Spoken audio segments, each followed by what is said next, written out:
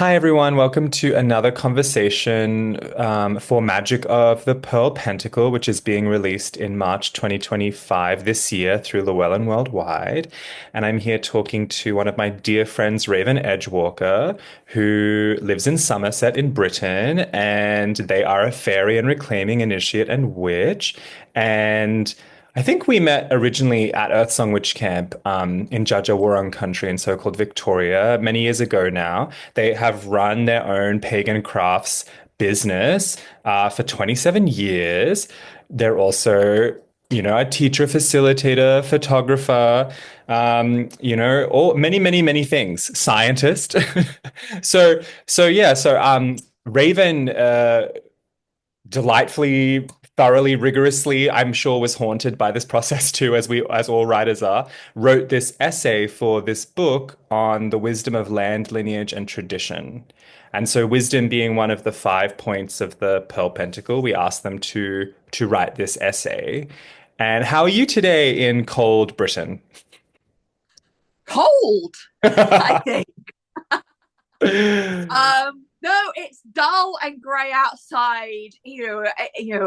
In the northern hemisphere, we're just past Imbolc, so that life is beginning to return. I'm looking in the garden, and the snowdrops are coming out, and the hellebore are coming out. And perhaps my favorite, the very, very early cherry plum blossom, is just beginning to pop. And I've been watching it for days now, waiting for it to bloom. So, despite the grey, despite the cold and the damp, it feels like things are beginning to come to life again. Yes. I loved that about your essay. Like your essay, you began with Beltane, and you began with your hands in the dirt, and you were talking. I remember in that essay, you said something about you could have gone to these various rituals, which would have been lovely, but where you were in that moment, doing the work of your garden in the land that you lived in, and also honoring your grandmother and your mother, like there was lineage, tradition, and land wisdom and all of that. And I know you to be someone who is very bioregionally anchored and knows a lot about trees and plants. You're the person who introduced me in a thorough way to the OM, and which is now a big part of my practice. So thank you.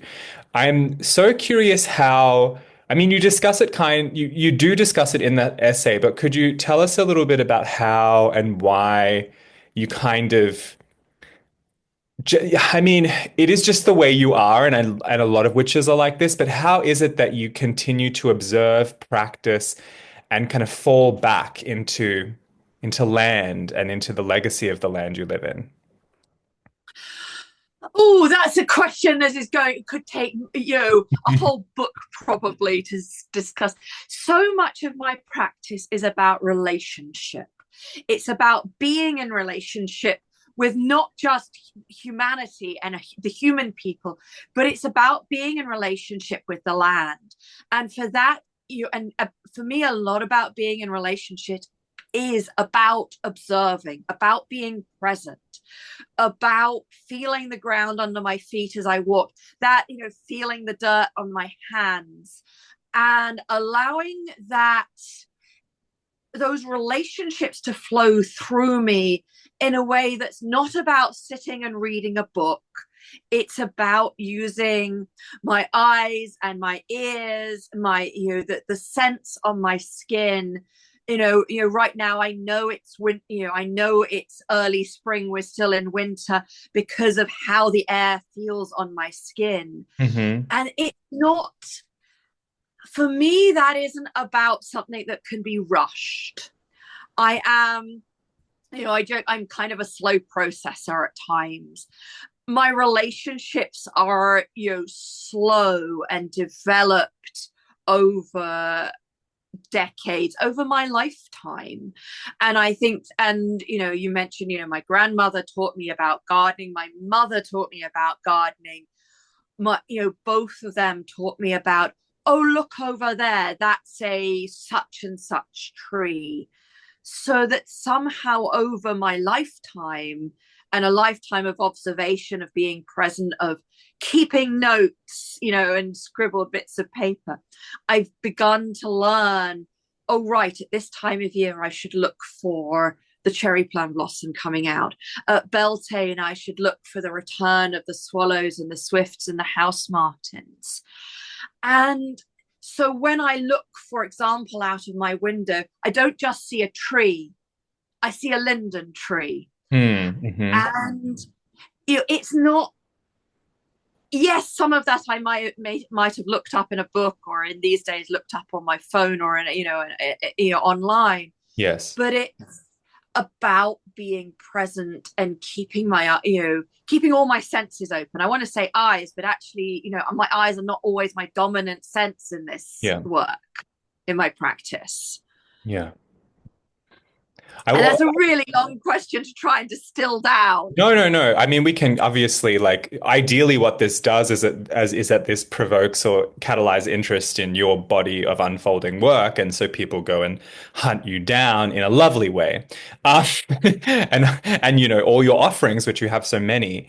Something you just said kind of introduced, or like kind of uncovered this thought, which I'm interested to see where this goes with you, is that, when we look up something on our phone, it's not that the data or the collection of knowledge on our phone is divorced from nature either.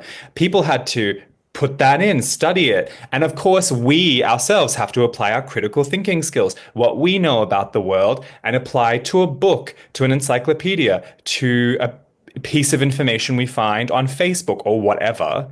I'm curious how you integrate and relate to things like social media, the internet, even, and as someone who does a lot of like creation of crafts and sends them across vast oceans through the air, like that's a new thing, for us as humans. So Mm-hmm. like, how does this all feature in your in how you become, in how you aspire to become wiser? Oh, that's really interesting. So the for me, I mean, the internet is both a source of wonder, magic, and frustration. Hmm. And I have long, the internet for me as a baby witch. I remember going to university and getting access to the internet for the very first time and finding all this information. And I think perhaps as a scientist, we are trained to use to or I was trained to use critical thinking. You read a paper, an academic paper, and back in the day, you would read it in a huge book in the library, or you would read a photocopy that someone might have kindly let you copy, and you read it in the this is the information, this is the knowledge, this is the wisdom that jumps out at me, and this is the stuff that you go, I'm not sure about that. And and we're trained to sort of think about what works, what doesn't work, and sometimes what doesn't work, what sort of sparks that, oh, I'm not sure about that, is just as important as, oh, Yeah. I really love that. And I think that is what I have applied to my relationship with the internet, my relationship with really any of, I'm looking around the room and there's huge piles of books and books on the Hmm. bookcase, that I have applied that. It's like, not because it's online, or because it's on an email that someone sent me, or in a book, that this is right, this is true, this is a piece of the puzzle, it's a tool. Yeah. And a lot of my work about being in relationship is being in sustainable, right relationship Yes. with the tools that I use. So my phone has become, in some ways, a magical tool, Yeah. but a magical tool that I work with boundaries. Yeah. So, it's a great source of information, but it's not the only source of information. And some of how I work with that has got to come through my filters, Hmm. my own wisdom, my own knowledge. Hmm. So it's a piece of, but not all of. And Yeah. sometimes I sort of will look at something, and go, oh, hell no. Hmm. Um, and I want to dig down and, What's the source? What is the lineage of where this wisdom is coming from? Who Mm-hmm. is this person? So I think, that is a piece of perhaps my suspicion of not actually growing up with all of these things. I'm old enough that I didn't grow up with the internet. Mm-hmm. Um, a piece of that is my training as a scientist. A piece of that is having all these threads of relationship of land based to be able to look out the window and say, well, actually, no, that's not happening here right now. Yeah. So my land based experience is a piece of that. Thank you. That's such a that's what I wanted. And again, we could riff on that for ages. Something you just said then also made me want to ask you this question. So as you're very familiar with, like the original ordering of the Pearl Pentacle, which we decided to go with. In fact, I basically said to my co-author, I was like, I'm not doing this unless we go with the original order. Um, and so either way, if we go around the circle or through the pentagram, we hit or we get to wisdom before knowledge. Now, later on, there was an evolution through a different branch of fairy that kind of changed and adapted that, which I think is valid. And that's how I actually first learnt it from my first fairy teacher. But what I came to was this provocation of one of my reclaiming initiators who was basically like, hey, maybe check the other order and maybe consider what is this? What is this mystery of wisdom coming before knowledge? And I'm so curious for you as someone who's maybe worked with both, but in this context of wisdom coming before knowledge or laying out the pathway to knowledge in some way, what insights have you discovered there? So and exactly that. I have worked with them both ways round. I was initially taught that wisdom comes after knowledge, and Hmm. I can just and I can tell a great story and why Sure. that works for me, and the other way round. And for me, I can liken it to taking a walk and looking at the blossom on the tree and having this deep wisdom that this is part of the cycles of the season. I might then go home and research Yeah. and find the knowledge about why that happens. Yeah. So it is, and sometimes that wisdom that observation, that being present, which for me is, and being in relationship, which for me is so much part of the wisdom, will come perhaps years before the wondering of, oh, right, I wonder why. I wonder about the knowledge of that. Yeah. Yeah. So Yeah. yeah, that deep welling up of wisdom. Yeah, something that I think I discovered along the way of investigating this was that wisdom seemed pretty intrinsic. That actually all of us have access to wisdom. It is immanent. It is within us and all around us. But knowledge seems to me to be this pathway of focus, discipline, and precision. And maybe some people would want to put another word in there rather than discipline, but like observation or something. But there's this thing that comes from like really focusing on something that we feel might be part of our lives or is true or whatever, and we begin to know something about it specifically in detail. And that brings us into a whole different relationship with it. Yes, yes, I would agree.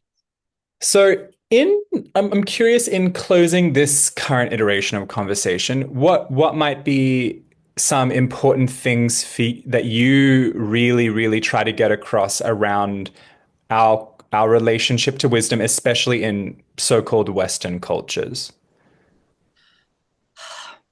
Being present, not opening and widening our focus.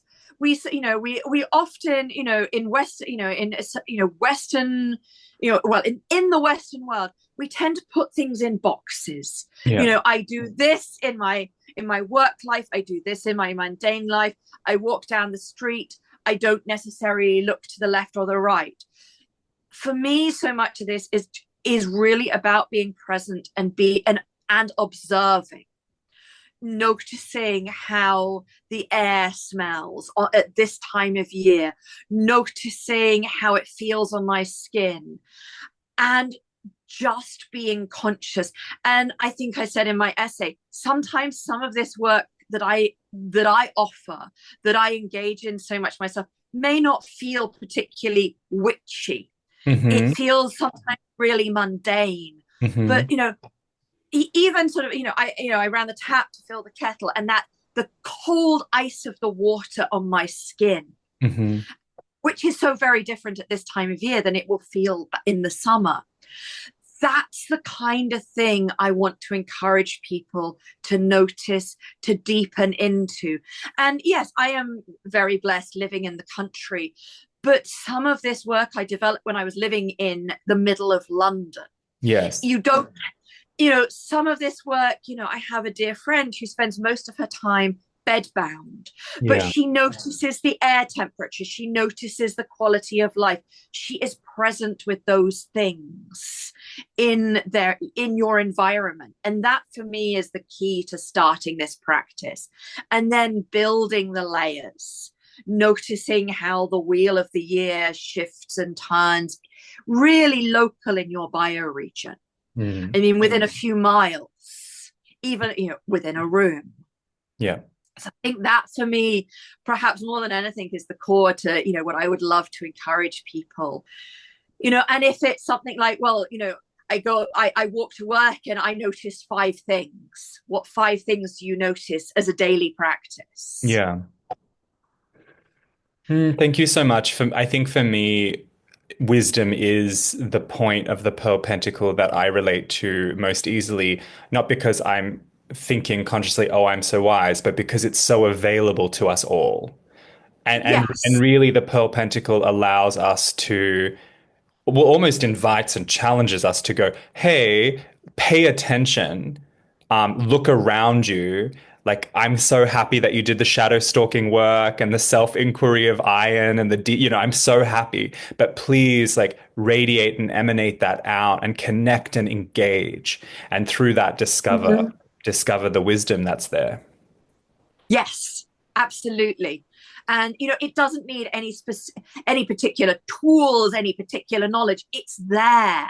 It's all we have to do is be present and notice and be willing to welcome that in and then send it back out into the world. Thank you so much, Raven.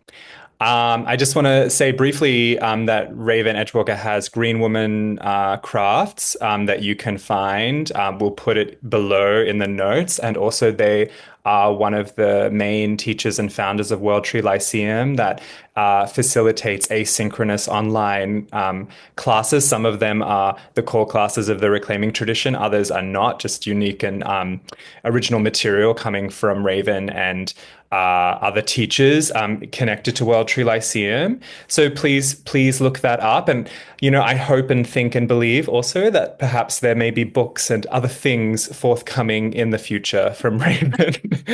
We We're hope and working on it. yeah. So thank you so much for being yet another, again, and you contributed a fire essay in Elements of Magic, and now a wisdom essay in this Pearl Pentacle book. So thank you so much for your wisdom and your friendship and your love. So thank you so much, Raven. Well, thank you so much, my dear.